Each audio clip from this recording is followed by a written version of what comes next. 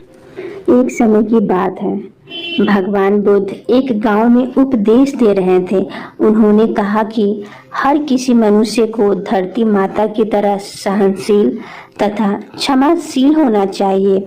क्रोध एक ऐसी अग्नि है जिसमें क्रोध करने वाला खुद तो जलता ही है, दूसरे को भी जलाता है।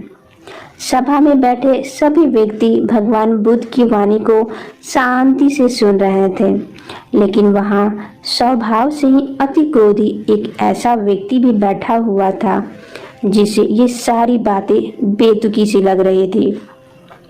वह कुछ देर यह सब सुनता रहा, फिर अचानक से ही आग बबूला होकर बोलने लगा। तुम पाखंडी हो, बड़ी बड़ी बातें करना बस यही तुम्हारा काम है। तुम लोगों को भ्रमित कर रहे हो। तुम्हारी ये सब बातें आज के समय में कोई मायने नहीं रखती। ऐसे कई कटु वचनों को सुनकर भी भगवान बुद्ध शांत रहे। अपनी बातों से न तो वो दुखी हुए और न ही कोई प्रतिक्रिया दी। यह देखकर वह व्यक्ति और भी क्रोधित हो गया और उसने भगवान बुद्ध के मुंह पर थूककर वहां से चला गया।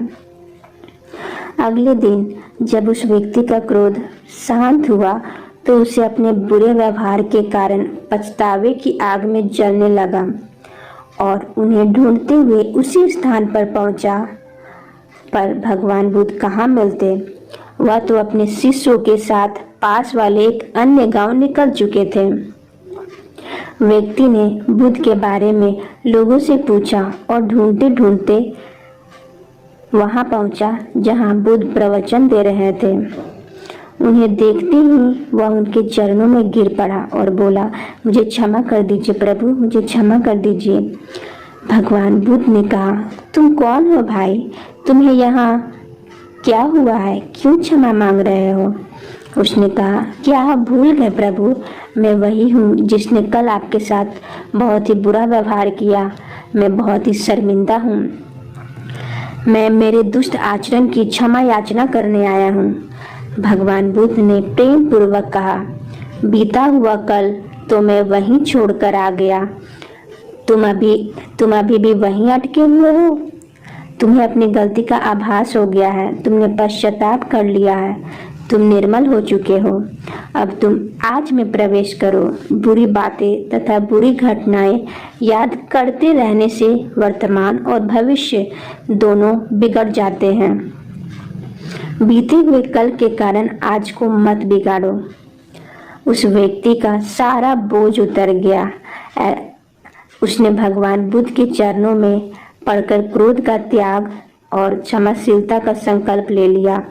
बुद्ध ने उसके मस्तिष्क पर आशीष का हाथ रखा। उस दिन से उसमें परिवर्तन आ गया और उसके जीवन में सत्य, प्रेम और करुणा की धारा बहने लगी।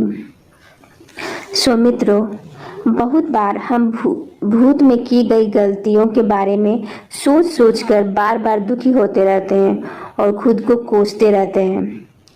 हमें ऐसा कभी नहीं करना चाहिए।